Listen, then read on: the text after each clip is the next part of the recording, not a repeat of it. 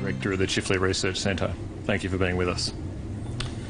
Let me begin by acknowledging the traditional owners of the land on which we meet, and in a spirit of reconciliation we pay our respects to their elders past and present. I want to particularly welcome the parliamentary friends of Chifley who are here today. It's good to have so many of you among us, and I appreciate it in such busy schedules on a busy day in Victorian politics and an important year in Victorian life.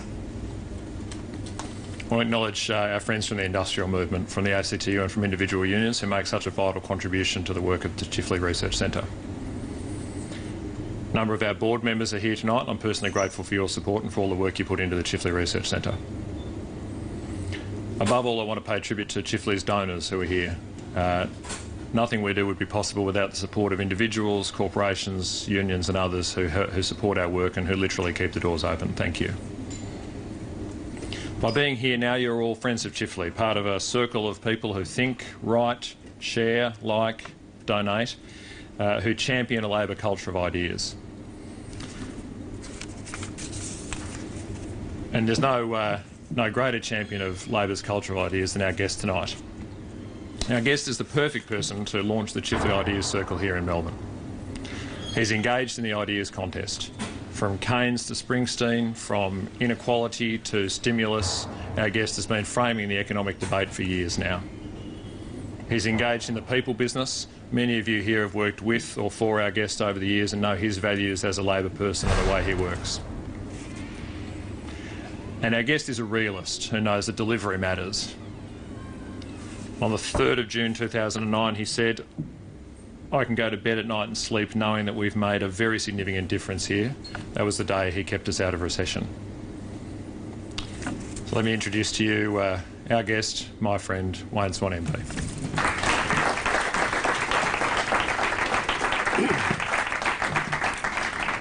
Thanks very much, Michael. It's great to be here tonight. It's good to see so many old friends in the audience. Could I also acknowledge all of my parliamentary colleagues that are here, and of course Kath Botel as well, but Andrew Giles, Tim Watts, Mark Dreyfus, Claire O'Neill, part of our team in Canberra.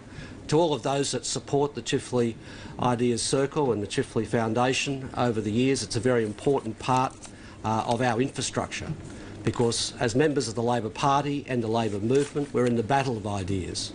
And winning that battle of ideas is really important for so many people who depend upon Labor governments to be their voice in key decision-making bodies which affect people and their lives daily. That is our mission, to look after people who go to work, come home, cook the tea, get up the next morning and do it again, and they do it because they are people who ask nothing more than a fair go, and to look after the vulnerable who get left behind. The great mission of Labor, the great mission of Chifley, is to have as our light on the hill looking after working people and making sure that they get a fair go when it comes to access to affordable health and education, and most importantly, the capacity to have a job, and the capacity to have a job with decent working conditions and prospects for their kids. That's what brings us all together here tonight. Can I just welcome the initiative of the Ideas Circle, because I think we are very much now involved in a battle. We've got the neoconservative propaganda machines out there. They're well funded, they're very active, and they've got a grip on most of the mainstream media. But that doesn't mean to say that out there, right across Australia, from Cairns right around the country to Western Australia, that there aren't people looking for someone to carry the torch, if you like, for the ideas that we stand for. And we've got to be very active through organisations like Chifley, Per Capita, and a number of other people who do such great work when it comes to policy. I'm an optimist about the future of our country. I'm an optimist about the future of our economy. I'm an optimist about the future of our society, both in the short term and the long term. And at the moment, it's interesting to watch the behaviour of our political opponents who now control the government, because when you look at them, they don't seem to either enjoy being in government or, more importantly, to have a feel for the issues and an understanding of how people live day to day. How else could you explain an Audit Commission report that could seriously put forward a proposal to cut the minimum wage by $140 per week and have that as a serious proposal put together by a body appointed by a government not even 1 year old. You'd have to go back to the Great Depression to find such a dramatic suggestion being put forward by a government or a government-appointed body, who's got the ear, if you like, of the Prime Minister. We in this room know, Chifley knew, that the foundation of all of our social objectives of equality of opportunity was a sound economy. And the Labor Party understands that the foundation of a strong economy is good fiscal policy. We understand that a credible pathway to surplus is an essential ingredient to achieving all of our social and economic objectives. And indeed, we understood that very clearly in our last budget, when we funded two of the most important social initiatives in this country post-war. In that budget, we fully funded, over a 10-year period, the National Disability Insurance Scheme, or Disability Australia, and of course the Gonski School Improvement Program. And we understood, as we faced up to that challenge, that it is only ever Labor governments that make the big changes in terms of social improvement. And if we had been in government 5 years, we've got low unemployment, strong investment pipeline, low interest rates, good income growth. Why wouldn't we, in those circumstances, face up to the big challenge of the future? The big challenge of making sure that there's quality education for everyone, irrespective of their background. Finally, delivering justice to people with a disability. Why wouldn't we try, as a Labor government, to make sure we enshrine those reforms forever? And that is the background to those initiatives in that budget, and in particular, a permanent funding stream for disability care, namely a permanent increase in the Medicare levy. So much of the fear-mongering we're seeing now from the Liberal Party and the government, from Tony Abbott and Joe Hockey, is designed to do nothing more than provide the excuse to junk their key election commitments, most notably their fulsome commitment to the Gonski School Improvement reforms and disability care. We are in a position to pursue, and we were in a position to pursue, these great social improvements because the Australian economy has come through what has been the most turbulent period in the global economy since the Great Depression in the best shape of just about any other developed economy in the world. And we did that because of our deployment of stimulus. We knew when we deployed that stimulus that it would be risky. We knew we'd be criticised for doing it. We knew all of the standard attacks would come, but we did it because we believe in the dignity of labour and the importance of providing employment and the importance of looking after people when conditions elsewhere in the world threaten their security. The deficit and debt fear campaign, which is peddled by the Abbott government, is all about delegitimising that stimulus package, all about delegitimising that. So we've got something to fight for. As we look back, fight for the fact that we protected the employment of hundreds of thousands of Australians when elsewhere in the world unemployment was going to 10, 12, 15 and 20%. And to fight for the fact that we kept the doors of tens of thousands of small businesses open when elsewhere in the world they were being closed. Now that's the backdrop to the great battle of ideas that we are now facing in terms of the activity of the Abbott government. Now it's pretty hard to deny an essential fact, and that is that Tony Abbott was a particularly brutal but a very effective opposition leader. He played his politics very hard, but there was always a nagging question.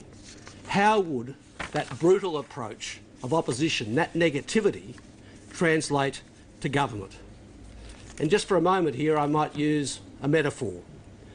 What we really elected in Australia was a demolition expert as Prime Minister.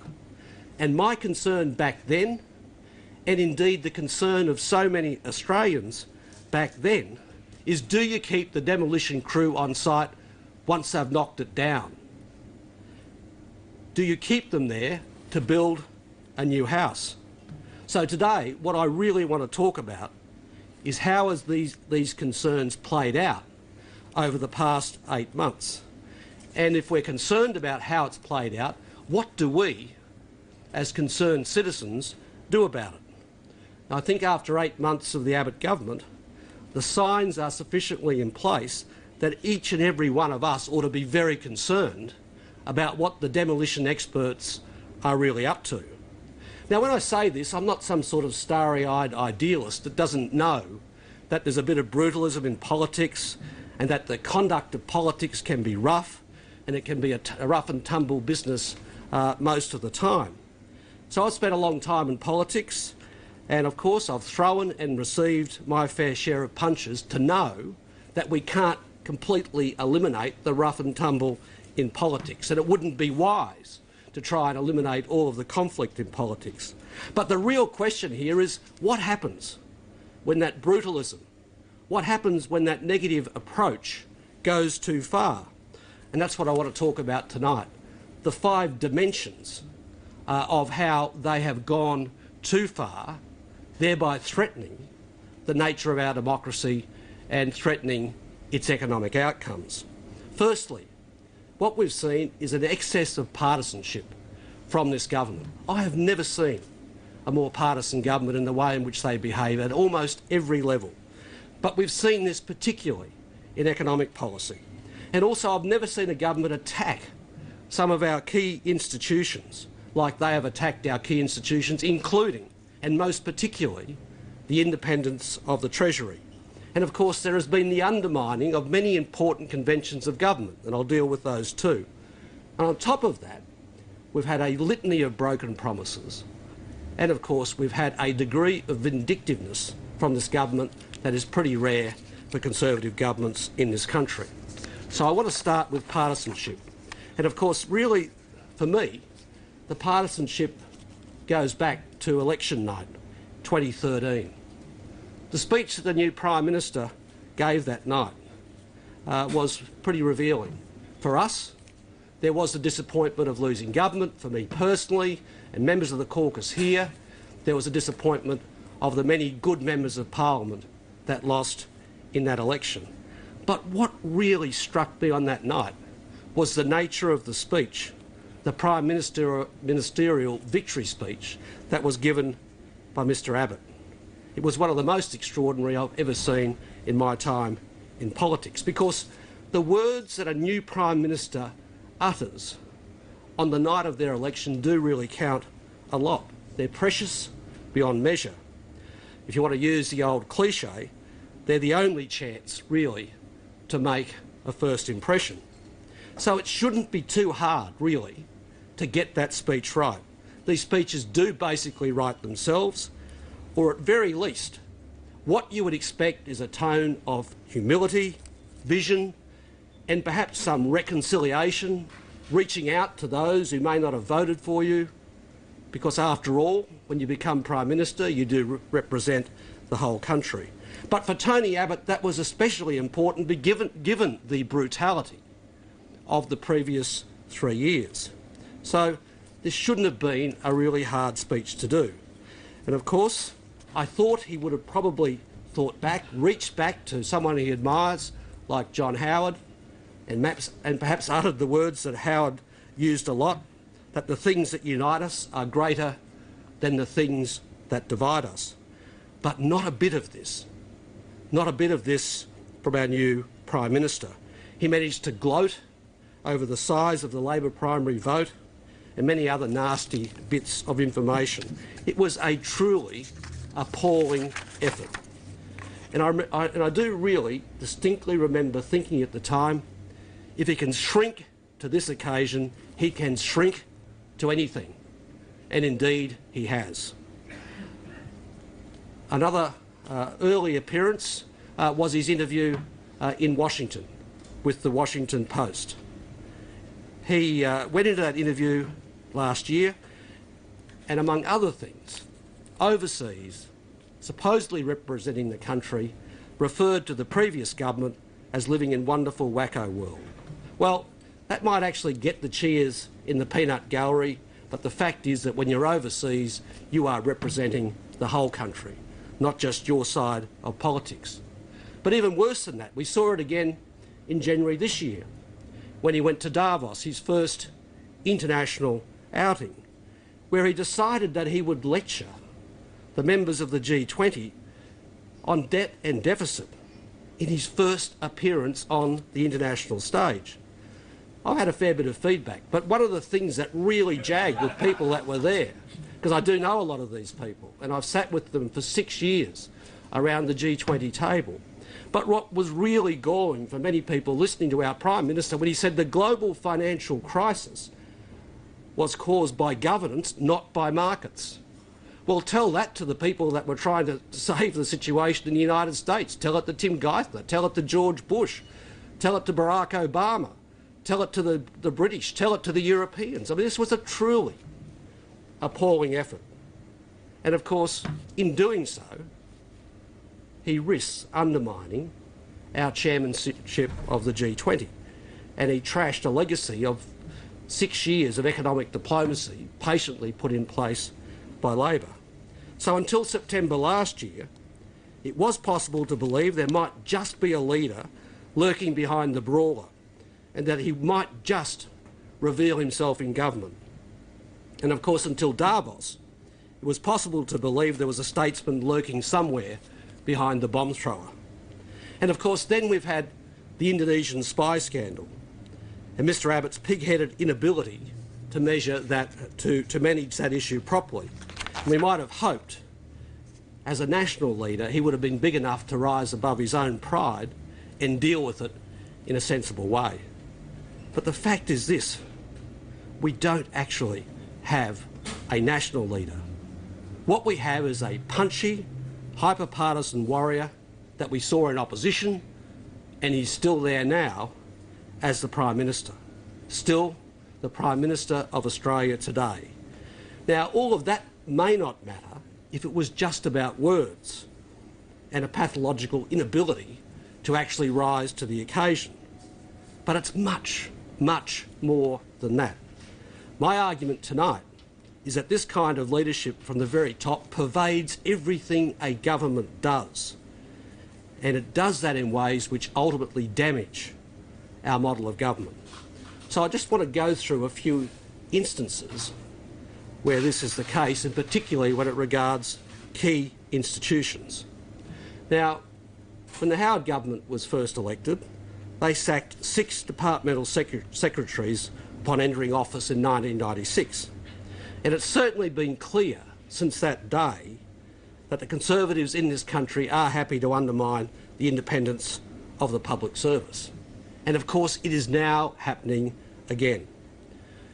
As Dr. Ken Henry has rightly pointed out, we've had the sacking of the Treasury Secretary, something that has not been done in 114 years, 114 years of the department's existence.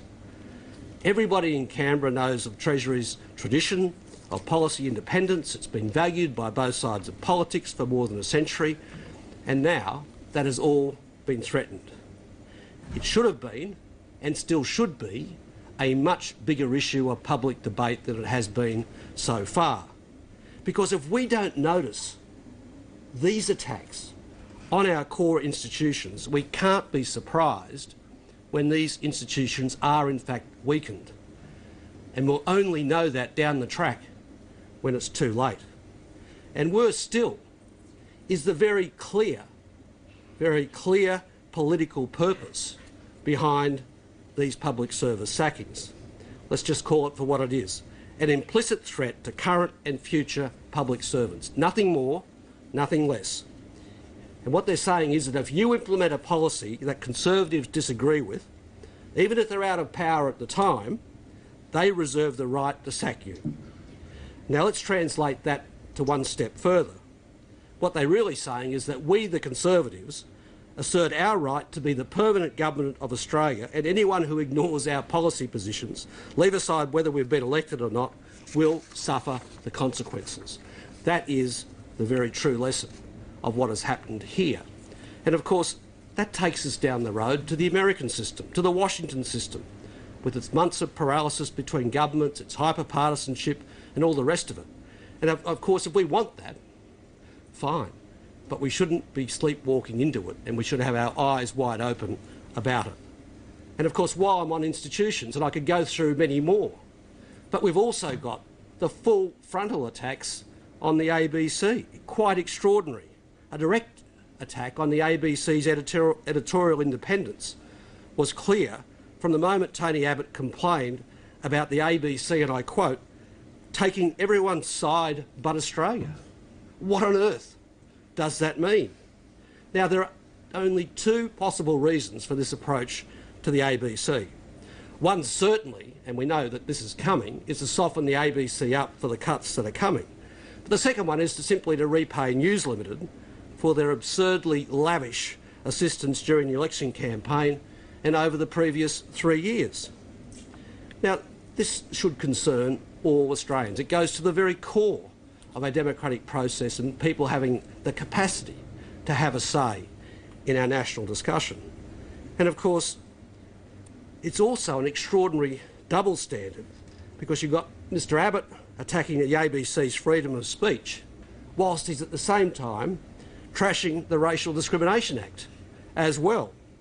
Now, let's not forget the Racial Discrimination Act is itself one of the core institutions of Australian democracy, the protection of citizens from abuse and discrimination on the basis of race. In a successful multicultural society such as ours, it's a key element of social cohesion and our national prosperity. And yet Mr Abbott and his little mate, Mr Brandis, Lord Brandis of Brisbane, are happy to simply slice into it like a pair of amateur surgeons, all to raise a half cheer from the right-wing peanut gallery. And that's where we are so far. But I know Mark's got him in his sights, and he's dealing pretty effectively with it. And then that takes us forward to some of the other conventions of our democracy. And there's a few, I think, which are under attack. But they're particularly under attack from two royal commissions that have been established by the government. Now, I'm well aware of the bitterness that can arise when people spend a long time in opposition. But when we assumed government in 2007, we resisted the temptation to pursue what we saw as the sins of our predecessors. If I can just cite one example that goes to the very core of our country. The Iraq War was a comprehensive foreign policy and political scandal, as it is possible to imagine. Concocted intelligence, Australian casualties, billions of dollars wasted, thousands upon thousands of lost lives. We opposed the war, rightly opposed the war. But we didn't, when we won government, turn round and say, well, there'll be a Royal Commission into that matter. And rightly, in my view. But as I said before, in contrast, we now have Royal Commissions into home insulation and to the union movement. The political intent of these decisions is abundantly clear. And if that weren't enough, there's a further trashing of the convention in accessing the cabinet records of a preceding government. It's really important to pause for a second here, and Mark once again has been pursuing this issue vigorously, just to think about what the implications of this for the long-term decision-making quality in our democracy. Now, all of that brings us to broken promises. Now, of course, there's a lot of cynicism about promises, but this government has taken it to a new level. The trashing of undertakings has simply been extraordinary. Now, it doesn't surprise me, and I don't think there's anyone in this room who went through the last campaign who would be surprised that they're breaking their promises of a unity ticket with Labor on Gonski and the NDIS, just to cite perhaps the worst examples at the moment.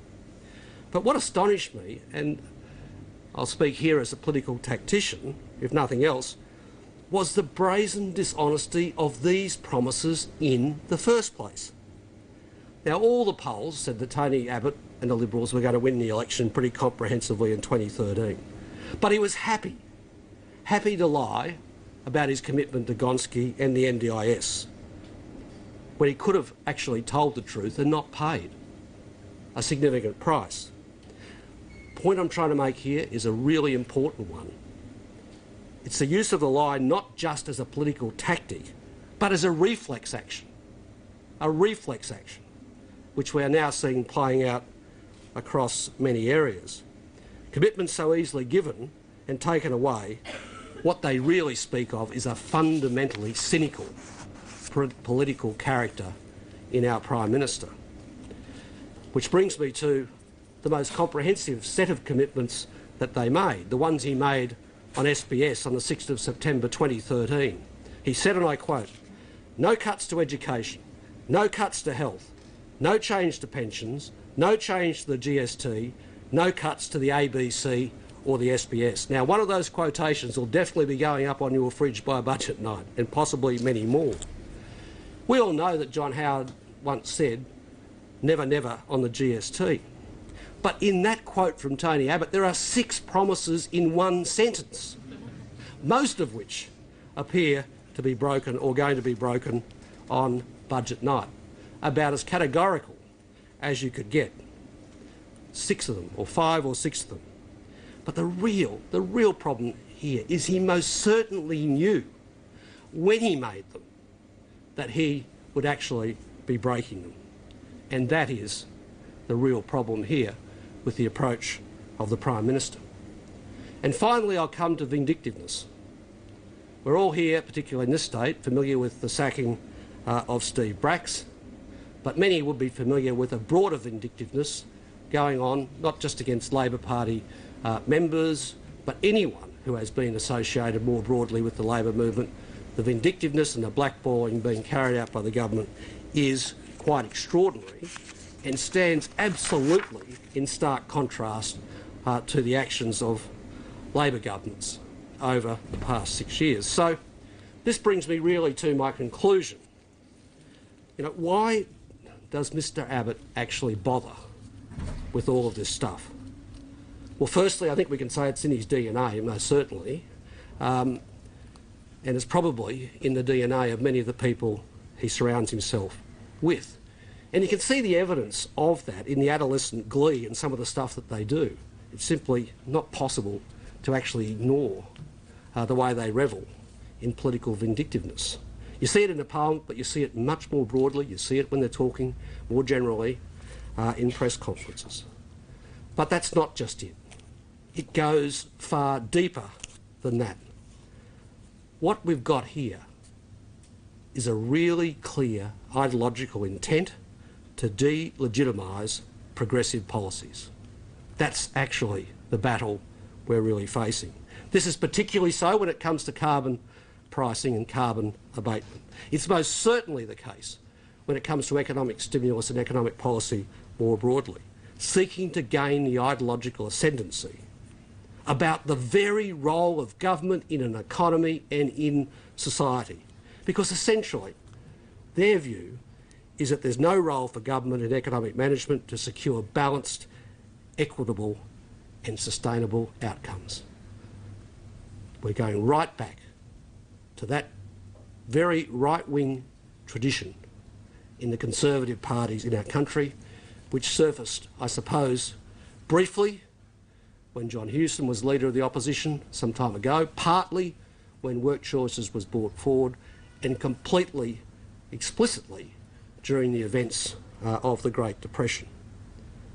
So the intent is just as obvious in the effort also to attack many other institutions that protect the weaker and more vulnerable sections of our society. That's why there are such ferocious attacks on unions, ferocious attacks on Medicare, the NDIS, public schools and the public sector more generally. Ultimately, what's this all about? It gets down to one very, very simple proposition. The balance towards corporations, they're shifting the balance towards corporations and away from working people via less corporate tax and, in the end, a higher GST for working people. That's actually where they're moving. And they're moving much more quickly than I would have ever imagined. It's why they trumpet spending cuts in vital social programs rather than the removal of large tax expenditures for corporates. It's the very essence of the survival of the fittest mentality identified by Thomas Piketty in his book that's, I gather, very, very hard to buy here at the moment. All of that against what we believe in, which is a more traditional social democratic model where governments intervene to assure a more equitable distribution of wealth and income, and importantly, the purpose of that is social mobility, where Australia has done so well in recent years. And while there has been an increased concentration of wealth at the top in Australia, when it comes to measures of social mobility in this country, we are doing very, very well. And the bedrock of that social mobility is government intervention via the industrial relations system, via the minimum wage, via universal health and education, and a series of regulatory issues in other areas of the economy. Which brings me back to where I started, because why are they going on and risking our international reputation with all of this talk about a budget emergency? Well, to provide the rationale for the savage cuts that they wouldn't own up to during the last election campaign. The fact is they inherited a budget in sound shape. In all of our budgets from 2008-9, including in the last budget, we faced up to the challenge of very large savings, and we made them. And generally we were opposed tooth and nail by the Liberals as we did so.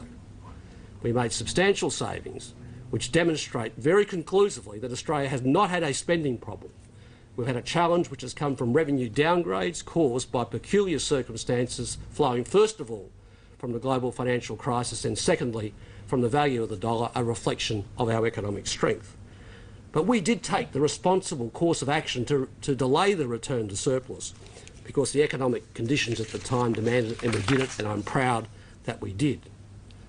But this was because the revenue side of the budget did not hold up as strongly as we would have liked, not because spending increased unsustainably. And now suddenly, hey presto, about a week ago, the government then says, oh no, it's not a spending problem anymore, it's a revenue problem. But their solution is to actually rip it off average people.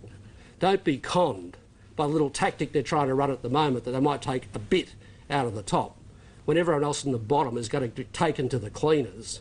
That's merely a political tactic. It's not an economic decision. If you look back at our cumulative fiscal consolidation, we did keep spending in check, including across the social safety net, and took some tough decisions and copped a lot of flack for it. But we understand to provide the social infrastructure that we need as a nation, you need to have sound fiscal policy. And at every stage, as we fought to put in place sound fiscal policy, we were opposed by the Liberals. And now, since they've come to government, they've turned out to be even bigger fiscal vandals than I thought, having doubled the deficits over the forward estimates by $68 billion. $68 billion. But in addition to that, what they've also become is fiscal fabricators.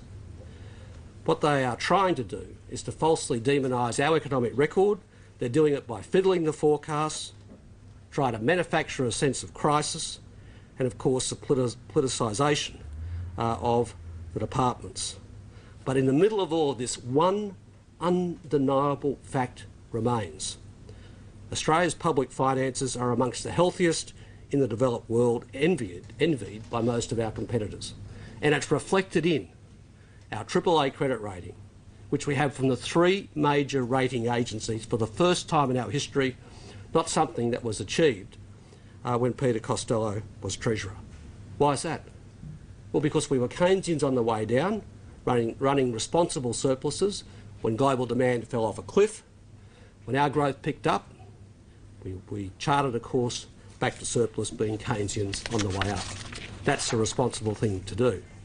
These facts are of course ignored by Mr Abbott and his mates in the business community, who've all been co-opted into a conspiracy to trash our record. Now, I don't mind the cut and thrust of political combat, I expect it, and of course I'll always defend Labor's record. But what I really do take exception to is the trashing of Australia's record internationally for these base political motives.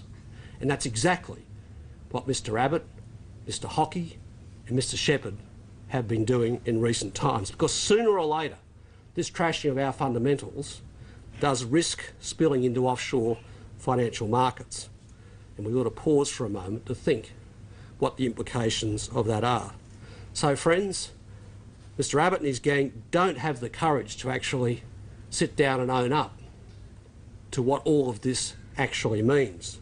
They want us to see all these events in isolation as if they're not related, but the fact is, the absurd partisanship right from the top, the attacks on the public service, particularly the ABC, the targeting of their predecessors through inquiries, the promises cynically made and broken, and the workaday vindictiveness they prefer to practice behind closed doors, all add up to a very disturbing picture. We should have a Prime Minister who's working to reconcile our country rather than indulge his common room political fantasies. My call tonight is for you to see the full picture in its entirety and in the innate ugliness of it. Don't ignore it. Recognise this vandalistic streak in the Abbott government before it's too late and call it for what it is. Let's name it and dedicate ourselves to opposing it in all its forms. You know, if you've been in politics for a while, and I've now been here for some time, we all come in, particularly on our side of politics, to learn about policy, to know it, to think about how we make a difference in the lives of people through change policy. That's the what of government, what we do, the policies we put in place. But there's also the how of government. How do we do that?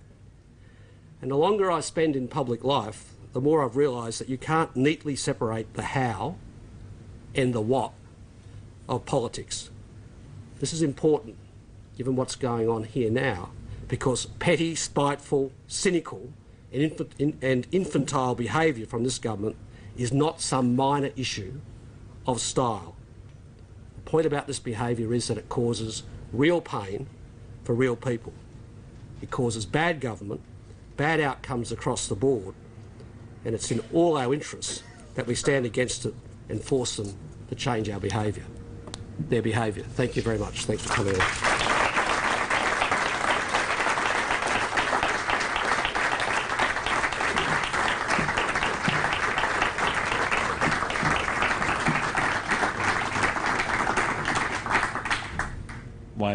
Wayne, thank you very much. What we're going to do is there's sort of two phases here. We're doing a bit of a conversation on the stage and a few questions, but we'll just take a few, and then I think it's really important that this group as a whole actually has a chance to talk to each other about ideas, and that's not going to happen while we're up here on a microphone. So I'll do a couple of questions with Wayne and then have a think about if you've got a good, quick, short one, we'll fire off to that, and then there's a good opportunity to stay around afterwards and have a chat. What I'm going to do for that question phase, though, is we're going to need this mic to be roving out there. So I'm just talking to the camera bikes now. We might need your clippers off the edge there, so once we can rove that mic around, and then Jane, if you can pick it up once the guys have cleared the leads off.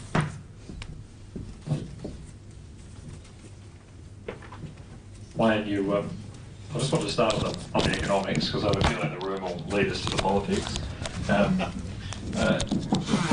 You talked about the potential real costs for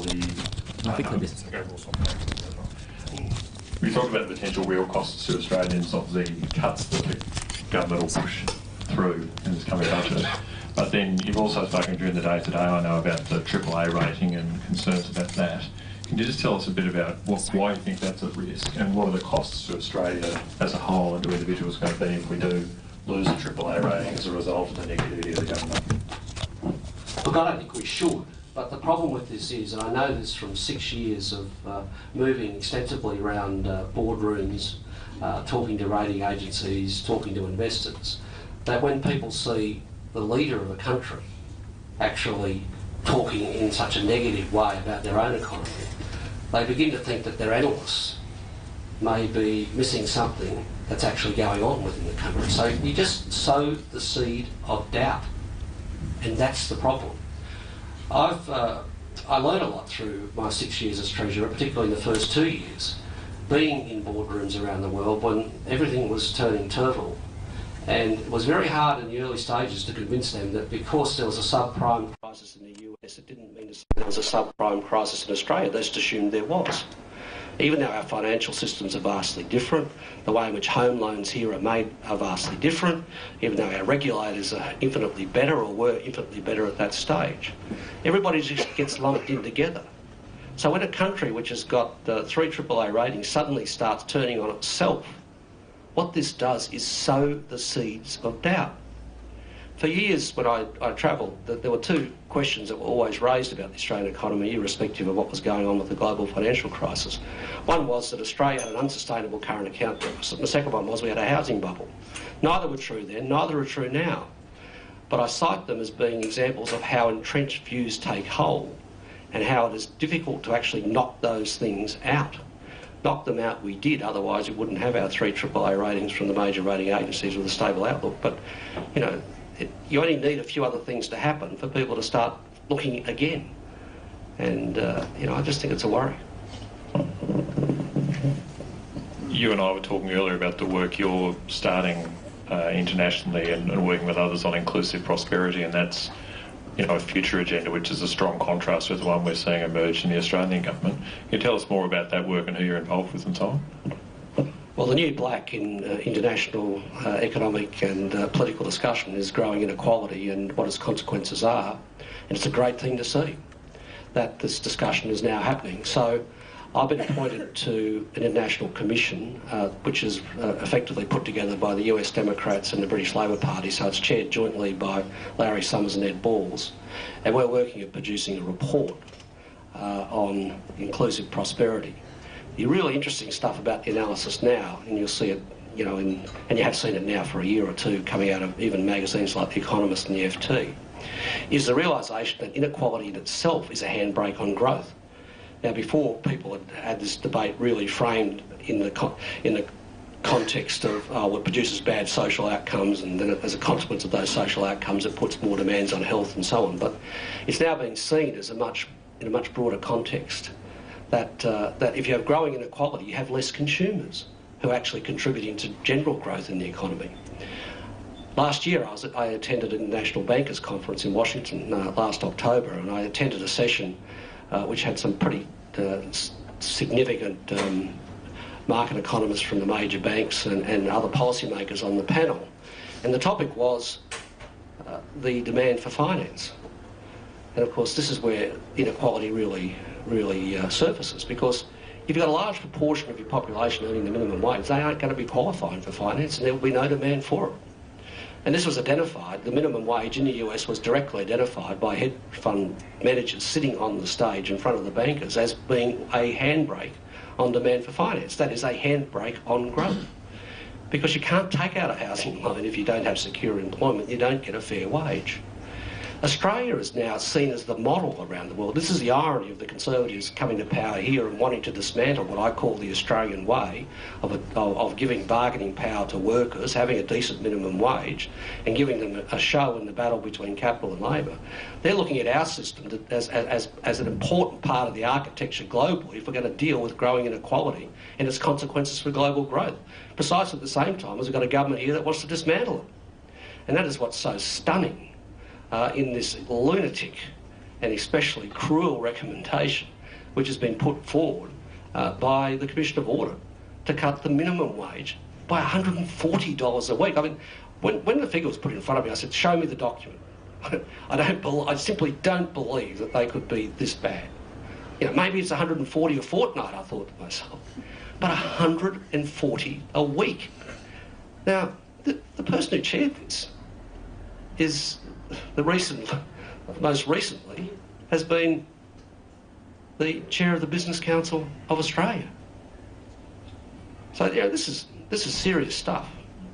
And the people on it have all got the ear of the Prime Minister.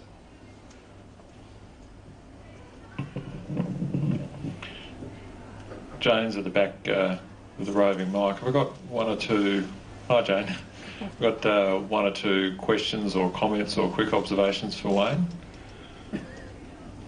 I'm pretty thirsty, so you'll have to get in quick or we'll shut down, I promise. I've got one behind the column that I can't see, is that right? Hi, mate, just move to one side because now we can see you. Go. Hi, Wayne, thanks very much for your talk. Larry Summers, in his unique way a few years ago, described the belief that a rapid drive to deficit would actually boost growth in the short term. He described it as expansionary fiscal contraction and said that it was so moronic, it was so oxymoronic, you could just dump the prefix and just call it moronic.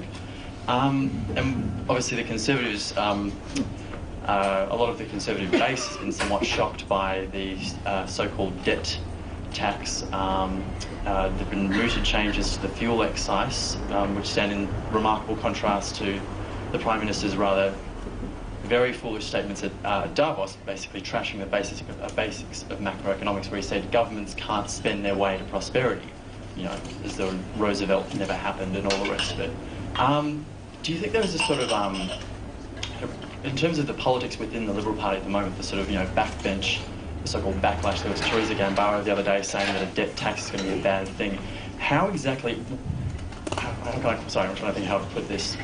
How much of a sham does it expose, this sort of Hayekian rhetoric, the fact that they've now essentially dumped a large part of their own sort of ideological squeamishness about tax?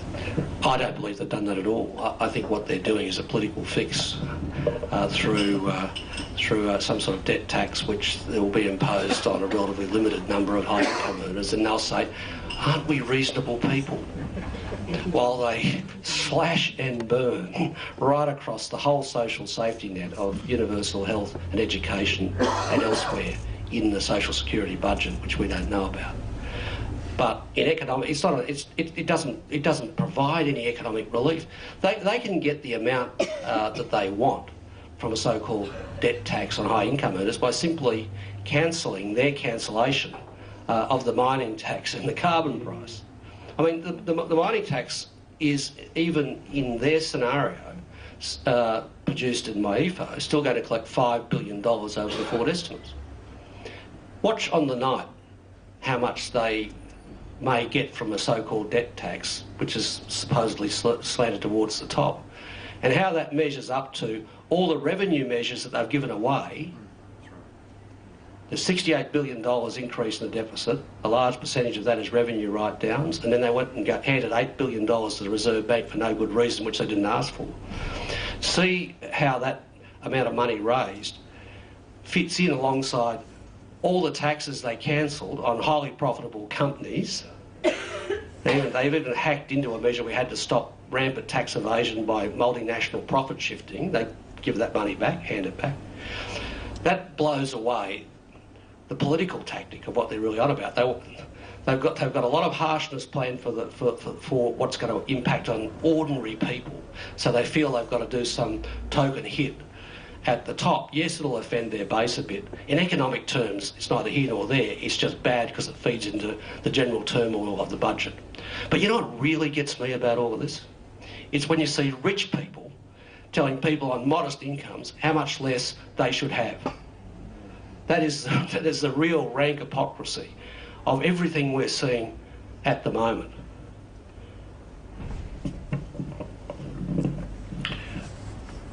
Well, I might take the chair's privilege of the last question, Wayne. You spoke about the battle of ideas and the role of think tanks. And I should acknowledge, as you did, the work of per capita over many years here in Melbourne, and a number of per capita people here tonight, which I really appreciate. What can we do? What's the one thing we can do to make a difference? Well, I think that out there in the community, particularly in light of what's happened, but also because people were always worried about Abbott, they reluctantly voted for them. There'll be a back to basics discussion about what we really want to achieve in our political system and in the economy.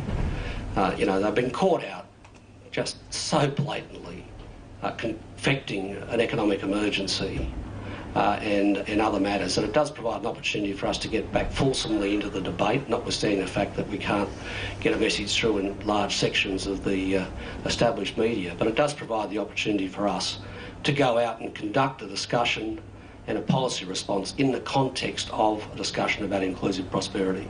Because you know what? We've done it better than just about anybody else. But we've got to go. But because we've done it better, a lot of people haven't been involved in the how and the why of all of that. But when you've got proposal on the table, say for to tax a GP visit by 15 or whatever it's going to be dollars per visit, a proposal to knock off the minimum wage by $140 a week, the threat to our tertiary education system, and God knows what else they've got in the system that's coming along. That's a bit of an opportunity for us, for our think tanks, for our membership to rally around. I know there's a big debate at the moment, and everyone's enthusiastic about it, and they should be, about party reform. But hey, let's not forget the purpose of all of this, and we need to be putting as much time into this discussion as we are putting into others, in my view. I want to thank you, Wayne, very much for your presence here tonight. We're here as Friends of Chifley, but you're kind of the first member of the Super Friends of Chifley. Wayne's literally the first MP to ring up and say, how can I help? So we really appreciate it. To all of you, thank you. There are two things I want you to know now. First is that there are flyers. What I want you to do is to take those flyers away and use them to give us money. Whenever you watch a television panel and think, I wish there was someone smarter on there saying something more progressive and better, then I want you to give us money, and then we will be on there saying something smarter and better. And if you give us enough money, it won't even always be me, it will be other people for which I know is a relief to some of you in the corner. Give us money. The second thing I want you to do is use the flyers, and secondly, please use the bar. Please stick around and give us some ideas. Tell us what you reckon, talk to each other, talk to us. Really, that's the critical challenge for Chifley as a Labor culture of ideas, and that means all of us talking to each other, people thinking and sharing thoughts and views. Thank you very much. Cheers.